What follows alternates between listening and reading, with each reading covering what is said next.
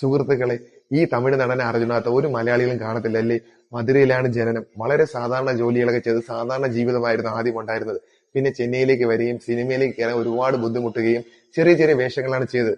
2029 വെണ്ണില കബഡിക്കുഴു എന്ന് പറയുന്ന ഒരു സിനിമയിൽ ഒരു നല്ല ക്യാരക്ടർ കിട്ടുന്നത് കേട്ടോ.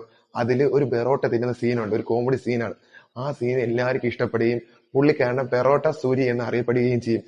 100-ലധികം സിനിമയിൽ കോമഡി വേഷങ്ങൾ ചെയ്തിട്ടുണ്ട്. മിക്കുള്ളതും എല്ലാവരും ശ്രദ്ധിക്കപ്പെടുന്നതായിരുന്നു കേട്ടോ.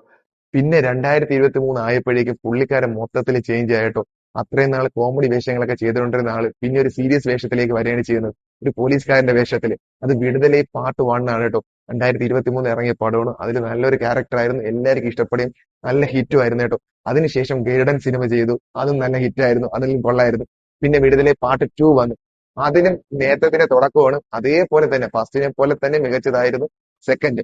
പിന്നെ മക്കളെ ഇപ്പൊ ഫുള്ളൊരു ചേഞ്ച് ആണ് വന്നത്. പുള്ളിക്കാരന്റെ ബോഡി ട്രാൻസ്ഫോർമേഷൻ. വരുത്തപ്പെടാത്ത വാലിബർ സംഘത്തിലാണ് പുള്ളിക്കാരന്റെ ബോഡി ചെറുതായിട്ട് കാണിക്കുന്നത് കേട്ടോ. അതും വലിയ സ്കെൽറ്റ് ആയിരുന്നു, സ്കിന്നി ആയിരുന്നു. പക്ഷേ ഇപ്പോഴാണെങ്കിലും എന്റെ പൊന്നു മക്കളെ ഫുള്ള് മൊത്തത്തിൽ ചേഞ്ച് ആയി. അത് മാസം ഡാൻസ് ഒക്കെ ഒരു രക്ഷയില്ല. കൂട്ടുകാരെ, യൂട്യൂബിൽ കയറിയിട്ട് മാൻഡാഡി മാൻഡാഡി നിങ്ങൾ അടിച്ചു നോക്കണം. അടിച്ചു നോക്കുമ്പോൾ വരും മക്കളെ ഒരു കിടിലൻ സാധനം. അത് നിങ്ങൾ കണ്ടു നോക്കി കഴിഞ്ഞാൽ ഒത്തിരി ഇഷ്ടപ്പെടും കേട്ടോ. ഡാൻസും കിടിലൻ പോണ്, അതുപോലെ തന്നെ പാട്ടും ഒരു രക്ഷയില്ല. റാപ്പ് സോങ് ആണ്, നിങ്ങൾ കാണണം. മിക്കവാറും സിനിമയുടെ പേര് മാൻഡാഡി എന്നായിരിക്കും എന്നാണ് എന്റെ ഒരു വിശ്വാസം.